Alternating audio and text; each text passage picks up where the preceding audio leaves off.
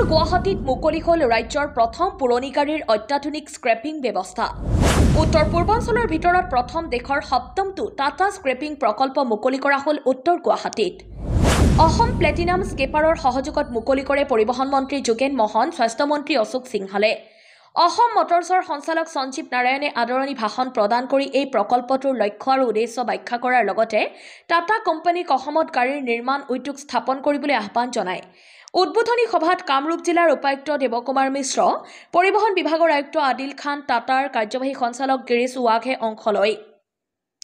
এই প্ৰকল্পত বছৰি 15,000 গাড়ী স্ক্ৰেপ কৰিব পাৰিব। প্ৰায় 1,000 থলুৱা যুৱক-যুৱতীয়ে সংস্থাপন লাভ কৰিব এই প্ৰকল্পত। উত্তৰ গুৱাহাটীৰ পৰা গোবিন্দ দাসৰ ৰিপৰ্ট, পি সংবাদ। আমি ইণ্ডিয়াত প্ৰথমবাৰৰ কাৰণে আমি এনেকুৱা ধৰণৰ স্কেপিং ফেচিলিটি আমি প্ৰভাইড কৰিছোঁ আৰু তাৰে আজি আমি এটা অংশ হিচাপে আজি কামৰূপ জিলাৰ ইয়াত আমি এটা সঞ্জীৱ নাৰায়ণ ইডিৰ নেতৃত্বত এটা নতুন স্কেপিং পলিচি ইনগ্ৰেশ্যন কৰিছোঁ। ইডি টাটা মটৰ্ছ আহিছে, ভাল ইডি টাটা মটৰ্ছে অসমখনৰ আৰ্থসামাজিক কিমান পৰিৱৰ্তন কৰি আছে, সহায় কৰি আছে আমি সকলোৱে জানোৱেই। গতিকে আমি এতিয়া এইটো টাটা মটৰ্ছক ৱেলকাম জনাইছোঁ আৰু সঞ্জীৱ নাৰায়ণ ডাঙৰীয়াক আজি আমাৰ অচ্যুত সিংহল ডাঙৰীয়া মন্ত্ৰী মই নিজে আহি এইটো অপেনিং কৰিছোঁ আৰু আমাৰ এই পলিচিৰ ক্ষেত্ৰত আমাৰ ট্ৰান্সপৰ্ট ডিপাৰ্টমেণ্টক আৰু অলপ আগবঢ়াই লৈ যাব বুলি ভাবিছোঁ। আমাৰ যেনেকৈ 15 বছৰ পুৰণা গাড়ীবিলাক আমি স্ক্ৰেপিং কৰিব পাৰোঁ আৰু ইয়াত জনগণকো আহ্বান জনাইছোঁ, পাৰ্চনেল ভেহিকুল যাৰ আছে তেওঁলোকে ইয়াতে আমি তেওঁলোকক টেক্স ৰেহাই দিয়া পৰা আদি কৰি বিভিন্ন ধৰণৰ কৰা হৈছে। গতিকে আমি মোৰ কথাটোৱে হৈছে যে পলিউশ্যন ফ্ৰী আৰু দুৰ্ঘটনামুক্ত অসম লাগে আমাক আৰু এই পুৰণা গাড়ীবিলাক আমি স্ক্ৰেপ কৰিব লাগিব। আমি তাত নতুন ইণ্ডিয়ান নিউ ফৰ্ম আমি এইটো এটা ভাল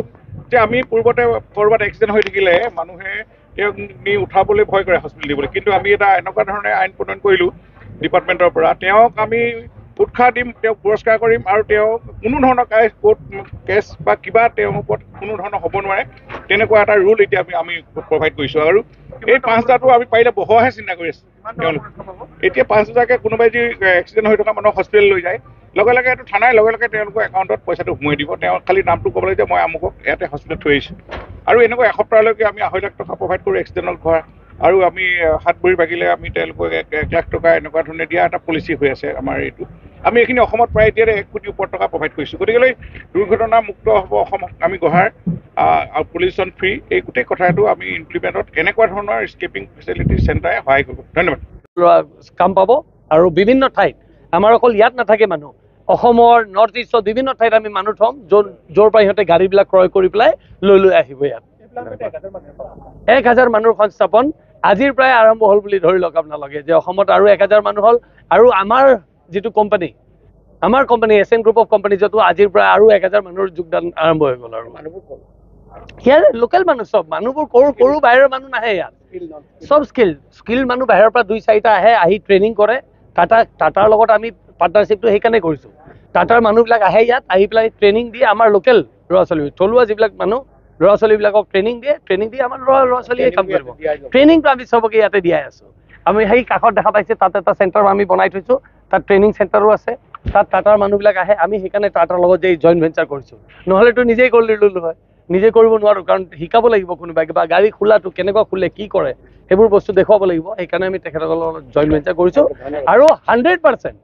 এটা দুটা মই নকওঁ যে 100% চব লোকেল ল'ৰা-ছোৱালীয়ে চাকৰি পাব। আৰু আজি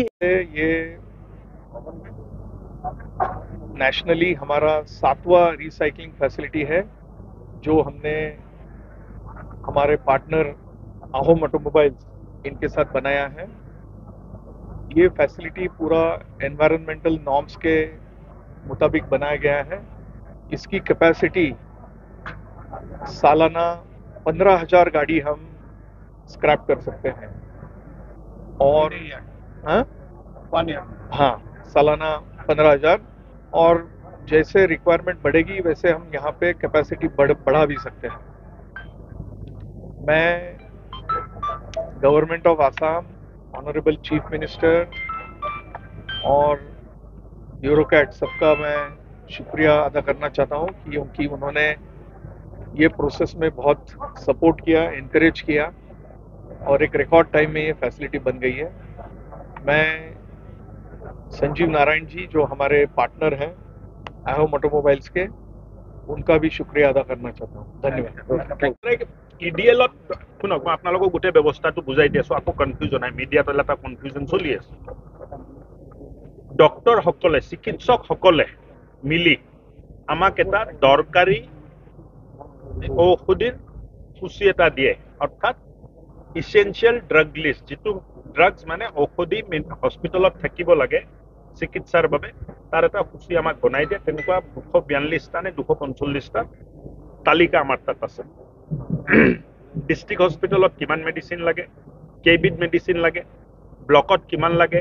সাব চেণ্টাৰত কিমান লাগে পিএইচিত কিমান লাগে সব লেখা আছে এই অনুযায়ী চৰকাৰৰ তাত যেহেতু টকা পইচাৰ কোনো অভাৱ নাই চিকিৎসাৰ ক্ষেত্ৰত চৰকাৰে যথেষ্ট খৰচ কৰি আছে ভৱিষ্যত দিনত যি প্ৰয়োজন হ'ব খৰচ কৰিব সো প্ৰত্যেকটো ঔষধ বিষয়াসকলক নিৰ্দেশ দিয়া হৈছে যে কতো ঔষধ নোহাকে চলিব নালাগে এক মাহৰ ঔষধ প্ৰত্যেকটো চেণ্টাৰ প্ৰত্যেকটো ইউনিট আৰু প্ৰত্যেকটো হস্পিটেলত থাকিব লাগিব ডক্টৰে প্ৰিস্ক্ৰাইব কৰাৰ পিছত যদি মেডিচিন নাপায় ইজন বিষয়াৰ ওপৰত ব্যৱস্থা ভাৰতৰ ভিতৰত এতিয়া নতুন পলিচি যিটো আহি আছে এপ্ৰিলৰ 1 তাৰিখৰ পিছত যিবোৰ গাড়ী পলিউট কৰা হ'ব পলিউশ্যন ক্ৰিয়েট কৰিব সেইবোৰ গাড়ী স্ক্ৰেপ কৰিব লাগিব গতিকে আমি আহাৰ আগতে পলিচিটো আমি নিজে প্ৰিপেয়াৰ্ড হৈ ৰেডি হৈ লৈছোঁ আগতে নিয়মটো আছিলে 15 বছৰ গাড়ী হ'লে স্ক্ৰেপ কৰিব লাগে বা চৰকাৰী গাড়ী 10 বছৰ হ'লে স্ক্ৰেপ কৰিব লাগে এতিয়া তেনেকুৱা নহয় এতিয়াৰ পৰা এনেকুৱা হ'ব এপ্ৰিলৰ পিছত যে গাড়ী যদি পলিউশ্যন ক্ৰিয়েট কৰে 5 বছৰ গাড়ী হ'লেও সেইটো স্ক্ৰেপ হৈ যাব গতিকে গাড়ীয়ে পলিউশ্যন যেন ক্ৰিয়েট নকৰে কাৰণ আমি সবেই জানো ক্লাইমেট চেঞ্জ হৈছে অৱস্থা খুব এটা ভাল নহয় এনভাইৰনমেণ্টৰ তাৰ ইফেক্ট বহুত পৰি আছে সেইকাৰণে চৰকাৰে এই নতুন ব্যৱস্থাটো ওলাইছে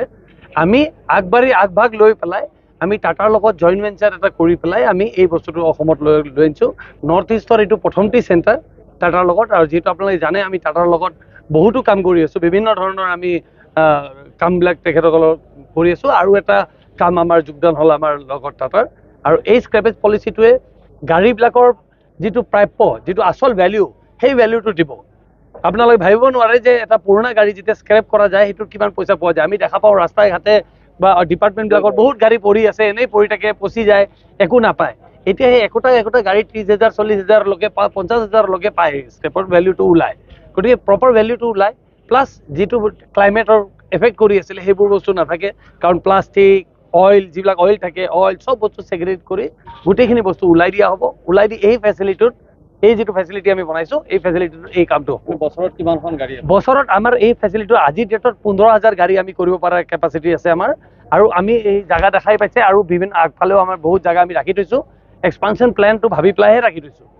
যেন আমাৰ এক্সপানশ্যন প্লেনটো আমাৰ এক্সপাণ্ড কৰি থাকিব পাৰিম কাৰণ আপোনালোকে সবেই জানে যে নৰ্থ ইষ্টৰ এয়া চাব হয় মানে হাব হৈ আছে নৰ্থ ইষ্টৰ আৰু মই নৰ্থ ইষ্ট নহয় মই আজি মোৰ স্পীচতো কৈছোঁ নৰ্থ ইষ্ট নহয় চাউথ ইষ্ট এছিয়াৰ আমি হাব হ'বলৈ গৈ আছোঁ এতিয়া গোটেই চাউথ ইষ্ট এছিয়া বহুত ওচৰ হৈছে আপুনি গম পায় ভূটান ইমান ওচৰত 45 মিনিটৰ ভূটান পায় 3 ঘণ্টা 4 ঘণ্টাৰ ভিতৰত ম্যানমাৰ গৈ পায় ইমান ওচৰৰ জেগা বাংলাদেশ ওচৰত আছে এটা সময় আছিলে বাংলাদেশৰ পৰা মানুহবিলাক অসমত সোমাই আছিল আমি সবেই জানো কিয় আহিছিলে এতিয়া সময় সলনি হৈ গ'ল এতিয়া ইয়াৰ পৰা বস্তু আমি পঠিয়াবই পাৰিম উল্টাই হৈ যাব এতিয়া বস্তুবিলাক গতিকে ইতিমধ্যে মই কৈছোঁ আপোনালোকক এই যোৱাকালি আমি 2টা ৱৰ্কশ্বপ আৰম্ভ কৰিছোঁ এটা যোগীঘোপাত এটা খনাপুৰত